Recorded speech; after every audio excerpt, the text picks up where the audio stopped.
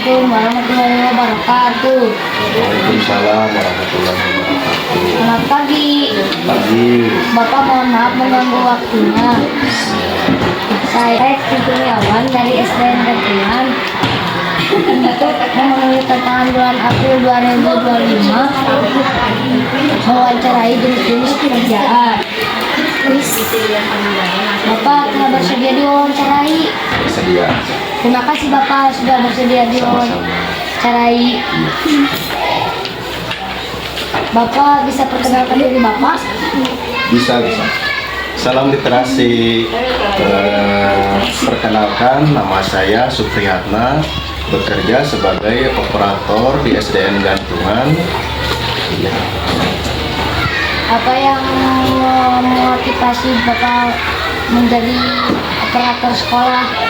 Yang menjadi motivasi saya untuk menjadi operator sekolah itu pertama mungkin dari kebutuhan dari sekolah itu sendiri, yang membutuhkan mungkin tenaga saya yang sedikit mengetahui tentang pekerjaan yang dimana pekerjaan operator sekolah itu membutuhkan keterampilan di dalam menggunakan laptop, terutama mengolah data. Itu motivasi saya dari pekerjaan saya. Kapan Bapak mulai menjadi operator sekolah? Saya bekerja di SDN Gantungan mulai tahun 2014 sampai sekarang masih menjadi. Apa tugas dan tanggung jawab Bapak sebagai operator sekolah? Sebagai operator sekolah, saya bertanggung jawab mengolah data, memastikan data-data siswa itu masuk, terutama tentang ketepatan kebenaran data mengenai data-data siswa, data-data guru, data-data sarana prasarana sekolah harus dipastikan kita mendata dengan benar. Bagaimana Bapak mengolah data siswa, guru, dan staf sekolah? Di sekolah sudah disediakan atau sudah di Kementerian Pendidikan sudah menyediakan dengan hadirnya Dapodik, di mana Dapodik itu memuat data siswa, data guru, data sekolah, dan itu terintegrasi dengan data-data yang lainnya. Apa sistem informasi yang Bapak gunakan untuk mengolah data sekolah? Ya, tadi sudah diulas sedikit sistem yang digunakan, yaitu menggunakan Dapodik. Kita menggunakan Dapodik itu bisa secara offline, tapi untuk kita mengirimkan data supaya terintegrasi, kita harus menyinkronkan data.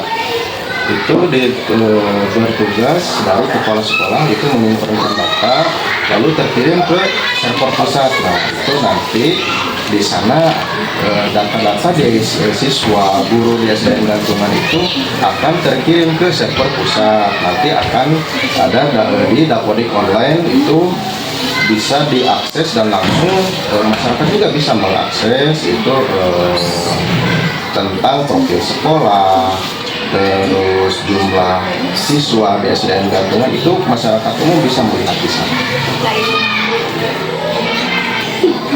Apa yang Bapak lakukan untuk meningkatkan efisiensi dan efektivitas kerja Bapak sebagai operator sekolah?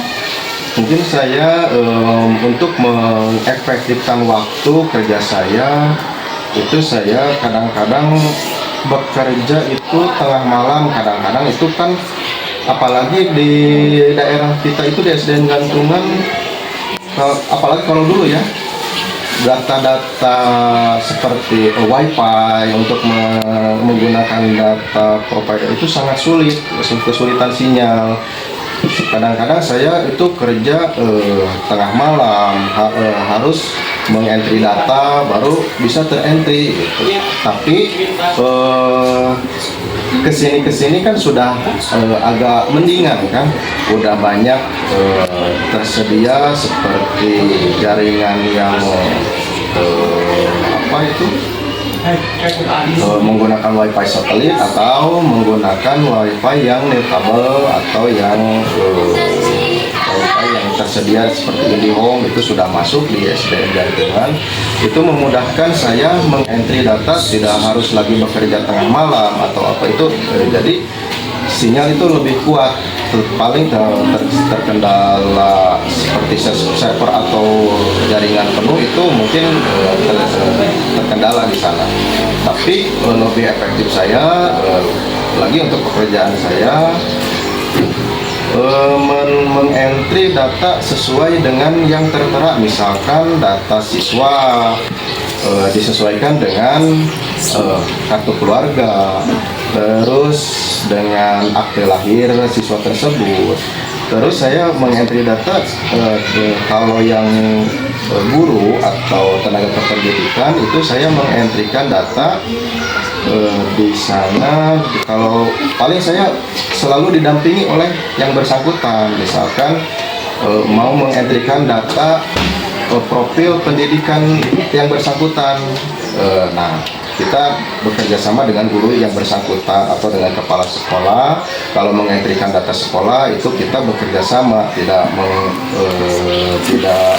bekerja sendiri. Coba pertanyaan selanjutnya, tentang apa tantangan terbesar yang Bapak hadapi sebagai operator sekolah? Tantangan dalam pekerjaan sebagai operator, mungkin Bapak itu terkendala dalam hal kebenaran data dan ketersediaan data. Misalkan begini, data siswa kadang-kadang ada yang berbeda antara yang tertera di akte kelahiran, misalkan tanggal lahir di akte kelahiran tanggal sekian, terus berbeda dengan data yang berada di kartu keluarga, misalkan tanggalnya itu berbeda.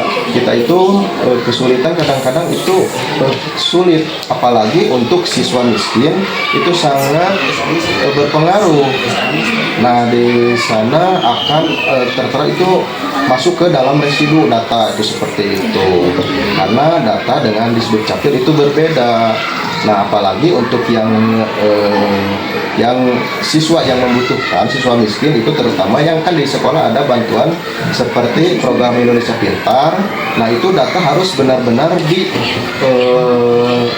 sama, harus satu data itu harus benar gitu.